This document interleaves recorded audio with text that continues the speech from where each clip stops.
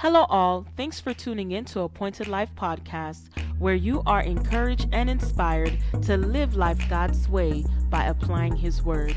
My name is Ernede, and I am so glad that you are listening.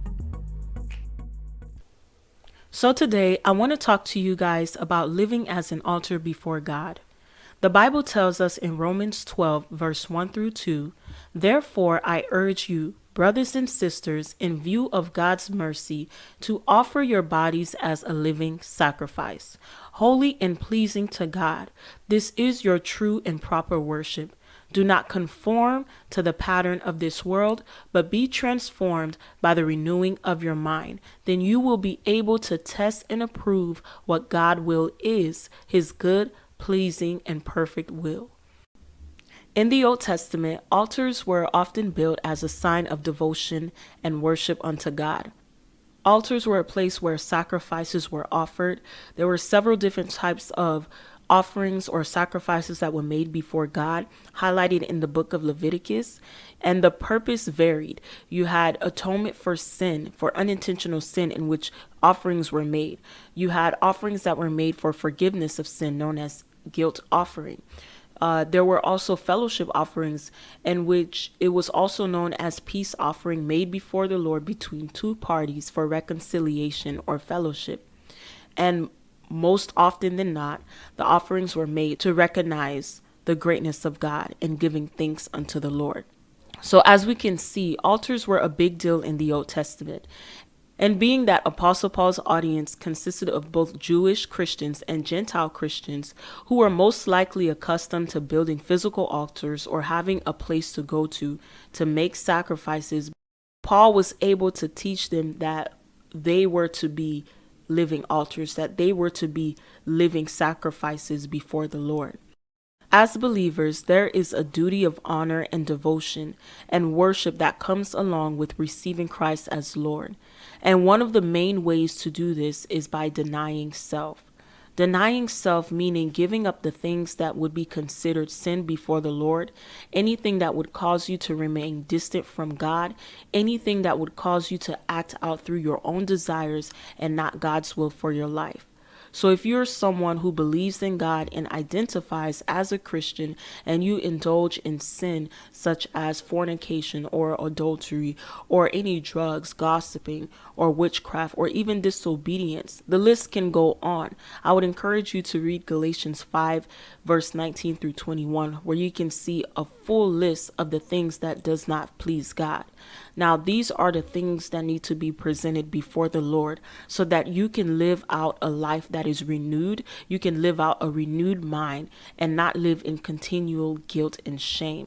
One thing that sin does, it keeps us in a state of shame. Now, in view of His mercy, compassion, and grace, offer your bodies as a living sacrifice and live a life that honors God.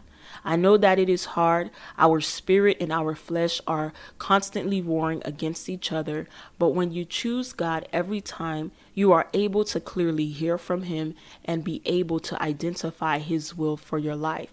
You're not left in a state of confusion, but you're walking in a state of clarity. I know for me, if I could be transparent, I struggled with gossiping. I knew in my heart of hearts that it did not please or honor God. And anytime I would participate in gossip, I felt guilty afterwards. I knew it was something that I had to bring before God. And every day I had to decide to not indulge in conversation in which gossiping was involved. I'm not going to lie.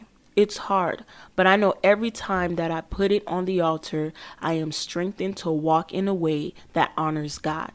And I challenge you to do the same.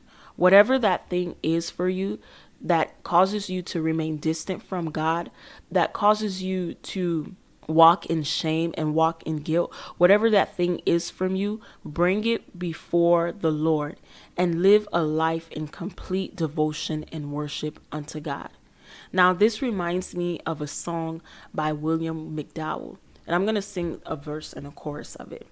It says, "Take my heart, take my life, as a living sacrifice,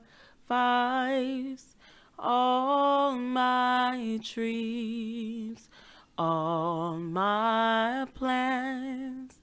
Lord, I place them in your hands. I give myself away,